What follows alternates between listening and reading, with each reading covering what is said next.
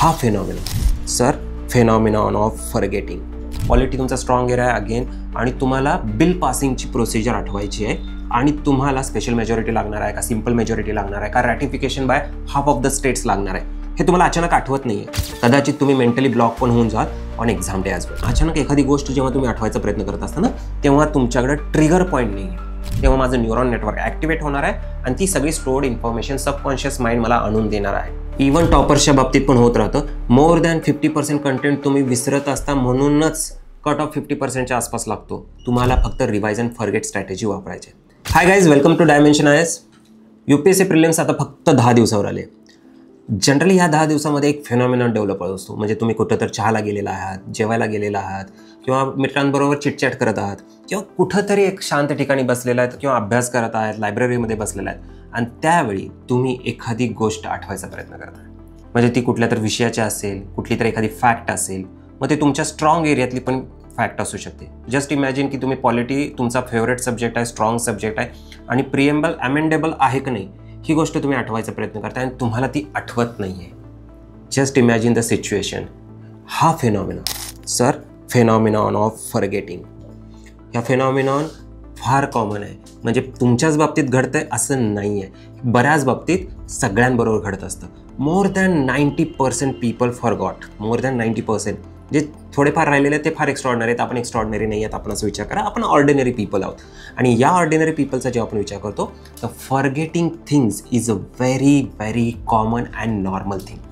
हे लक्षात घ्या. ह्याच्यासाठी हे का नॉर्मल आहे हे आपण डिस्कस करूयाच, पण ही फार कॉमन गोष्ट आहे, नॉर्मल गोष्ट आहे की तुम्ही एखादी गोष्ट जस्ट इमॅजिन करा की तुम्हाला क्वालिटी तुमचा स्ट्रॉंग एरिया आहे अगेन, आणि तुम्हाला बिल पासिंगची प्रोसिजर आठवायची आहे, आणि तुम्हाला स्पेशल मेजॉरिटी लागणार आहे का, सिंपल मेजॉरिटी लागणार आहे का, ratification by half of the states लागणार आहे, हे तुम्हाला अचानक आठवत नाही आहे. तुम्ही अचानक आठवायचा प्रयत्न करताय आणि तुम्हाला ती गोष्ट आठवत नाही आहे. That is very very disturbing and that is very challenging in these 10 days.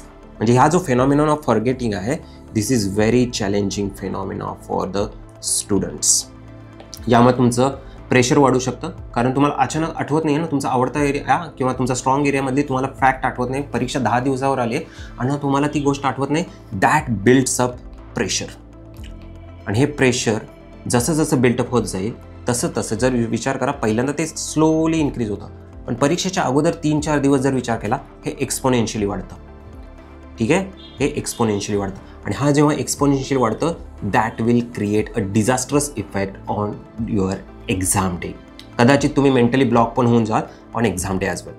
तो हा जनरली फॉरगेटिंगवाला फेनॉमिना तो पहिल्यांदा समजून घ्यायला पाहिजे, आणि त्याच्यासाठी सोल्युशन काय हे पण आपण डिस्कस करू की का आपण फॉरगेटिंगचा फेनॉमिना एक्सपिरियन्स करतो, why we struggle to recall the facts. म्हणजे आपण आपल्या ज्या आवडत्या विषय आहे किंवा स्ट्रॉंग एरिया त्यातल्या फॅक्ट्स रिकॉल करायला का फेल जातो हे लक्षात घ्या.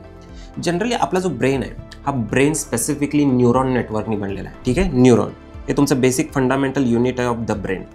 आणि तुमचे न्यूरॉन्स तुमचं जे काही तुम्ही वाचत असतात, जी काही इन्फॉर्मेशन रीड करत असतात, ते त्यांच्यामध्ये स्टोअर करत असतात. पण प्रॉब्लेम इज दॅट की हे वेगवेगळ्या पद्धतीने स्टोअर करतात. म्हणजे जस्ट इमॅजिन करा की तुम्ही कुठली तर खाण्याची, जस्ट इमॅजिन करा की केक खाताय, तर केकसाठी स्मेल वेगळा आहे, ते दिसणं वेगळं आहे, आणि त्याची टेस्ट वेगळी आहे. तर न्यूरॉन नेटवर्कमध्ये ते एकाच ठिकाणी जाऊन म्हणजे तुमची स्टोअर केली जात नाही इन्फॉर्मेशन.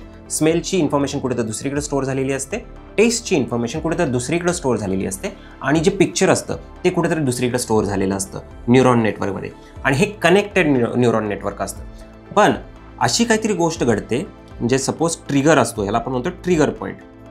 तो ट्रिगर पॉईंट होतो. म्हणजे तुम्हाला कुठलं तर पिक्चर दिसलं केकचं किंवा स्मेल आला, तर त्या स्मेलचा न्यूरॉन नेटवर्कवर अचानक ट्रिगर होतो, आणि ते सगळं picture, smell, taste and picturisation एकत्र येऊन तुम्हाला ती गोष्ट आठवत असते. म्हणजे ह्याच्यामध्ये ट्रिगर पॉईंट आहे, ज्याला आपण क्यूज पण म्हणू शकतो, ट्रिगर पॉईंट्स पण म्हणू शकतो. आणि हे जेव्हा तुम्ही कुठेतरी लायब्ररीमध्ये बसलेला आहेत आणि तुम्ही आठवायचा प्रयत्न करता, किंवा तुम्ही चिटचॅट करत असता, किंवा तुम्ही चहा पित असताना अचानक एखादी गोष्ट जेव्हा तुम्ही आठवायचा प्रयत्न करत असता ना, तेव्हा तुमच्याकडे ट्रिगर पॉईंट नाही आहे. तुम्ही अचानक व्हॅक्यूममध्ये आठवायचा प्रयत्न करताय, काहीच कंटेक्स्ट नाही आहे, आणि त्यामुळं तुमचं न्यूरॉन नेटवर्कच ॲक्टिवेट होत नाही. आणि न्यूरॉन नेटवर्क जर ॲक्टिवेट नाही झालं, तर ती सगळी इन्फॉर्मेशन ऑलरेडी जी तुमची सबकॉन्शियस माइंड किंवा मेमरीमध्ये स्टोर्ड आहे ती ॲक्टिवेटच होणार नाही आहे. म्हणजे प्रत्येक वेळी न्यूरॉन नेटवर्क ॲक्टिवेट व्हायला तुमच्याकडं काहीतरी ट्रिगर पाहिजे. म्हणजे तुमचं न्यूरॉन नेटवर्क हे खूप खूप खूप महत्त्वाचं आहे. To get activated. आणि त्यासाठी सगळ्यात महत्त्वाची जी गोष्ट असते ती परत मी सांगते, तुमच्याकडं काहीतरी ट्रिगर पॉईंट्स असणं अपेक्षित आहे. ठीक आहे, म्हणजे तुम्ही कुठल्याही आता तुम्ही जे करताय why we forget, trying to remember without cues and triggers, त्यामुळे तुमचं रिकॉल वीकन होतं. Information stored in separate brain regions requires connection, म्हणजे तुमचे प्रत्येक इन्फॉर्मेशन, म्हणजे सपोज पॉलिटीची इन्फॉर्मेशन कुठे तर दुसरीकडे स्टोअर झाली आहे, इकॉनॉमीची दुसरीकडे स्टोअर झाली आहे, पण कुठलाच कंटेंट नाही. इव्हन पॉलिटीमधले सेगमेंट्स पण कदाचित दुसरीकडे स्टोअर झाले असतील, म्हणजे प्रेसिडेंट दुसरीकडे स्टोअर झाले, पार्लमेंट दुसरीकडे स्टोअर झाले, वी डोंट नो. जर हे न्यूरल नेटवर्क फक्त कनेक्टेड असतं पण स्टोरेज पॉईंट्स डिफरंट आहेत, आणि त्यामुळं तुमच्या ट्रिगर पॉईंट नसल्यामुळं तुम्हाला ही गोष्ट आठवत नाही. मग एक सगळ्याला सोल्युशन काय, how we avoid this forgetting phenomena. सगळ्यात महत्त्वाचं, what we need is the triggers. आणि नेहमीच लक्षात घ्या, UPSC प्रिलिम्स किंवा कुठल्याही प्रिलिम्स म्हणजे जिथं ऑब्जेक्टिव्ह क्वेश्चन्स येतात तिथं ट्रिगर पॉईंट हा क्वेश्चनच असतो. तुम्ही क्वेश्चन म्हणजे कंटेक्स्ट, क्वेश्चन म्हणजे काय असणार आहे तुमचा कंटेक्स्ट. जर तुमच्याकडे कंटेक्स्ट असेल तर तुमचा न्यूरॉनचा तो नेटवर्क ॲक्टिवेट होतो, आणि ती जी इन्फॉर्मेशन जिथं स्टोअर आहे ती ओव्हरऑल नेटवर्क कनेक्टिंग पॉईंट्समधून ॲक्टिवेट होत असतं.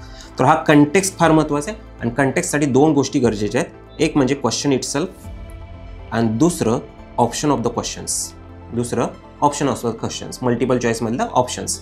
हे दोन्हीपैकी एक तरी गोष्ट तुमच्याकडे पाहिजे. आता तुम्ही out of context, out of question तुम्ही आठवायचा प्रयत्न करताय, पण जेव्हा तुमच्याकडे तुम्हाला बिलीफ हे पाहिजे की जेव्हा क्वेश्चन माझ्या समोर येणार आहे तेव्हा माझं न्यूरॉन नेटवर्क ॲक्टिवेट होणार आहे, आणि ती सगळी स्टोर्ड इन्फॉर्मेशन सबकॉन्शियस माइंड मला आणून देणार आहे. सो ही गोष्ट लक्षात घेणं फार गरजेचं आहे. आणि म्हणजे ह्यामध्ये सोल्युशन काय, सिंपल गोष्ट आहे की कुठलीही गोष्ट व्हॅक्यूममध्ये आठवायची नाही आहे. आणि सेकंड, रिवाइज अँड फॉरगेट. तुम्ही आत्ता ह्या 10 दिवसामध्ये फक्त रिव्हिजन करणं अपेक्षित आहे. रिव्हिजन करत राहा विदाऊट एनी टार्गेट्स. ह्यामध्ये टार्गेट्स पण ठेवायचे नाहीत की आज पॉलिटी सगळं संपवतो, आज मी इकॉनॉमी सगळं संपवतो, असं पण नाही. जे आज तुम्हाला जेवढं पॉसिबल आहे तेवढं रिवाईज करा, जेवढे महत्त्वाचे टॉपिक करता तेवढं रिवाईज करा, आणि जस्ट विसरून जा. न्यूरल नेटवर्क त्यांची काळजी घेईल जेव्हा क्वेश्चन त्याच्याशी रिलेटेड एक्झाममध्ये येईल, ते आपोआप तुमचं न्यूरल नेटवर्क ॲक्टिवेट होऊन जाईल. म्हणजे ॲक्टिव्ह रिकॉल हे नेहमीच प्रॅक्टिस रिमेंबरिंग क्वेश्चन्स हे क्वेश्चनच्या कंटेक्स्टमध्येच केलं गेलं पाहिजे. So basically just to revise, कुठलीही गोष्ट व्हॅक्यूममध्ये आठवायची नाही आहे. कुठल्याही गोष्टीला आठवण्यासाठी तुमच्याकडे कंटेक्स्ट पाहिजे, आणि कंटेक्स्ट म्हणजे तुमचे क्वेश्चन आणि तुमचे ऑप्शन्स असणार आहेत. आणि ही फार कॉमन गोष्ट आहे, तुम्ही आत्ता फॉरगेट करणार आहे. ही forgotten phenomena, forgetting is a very common phenomena.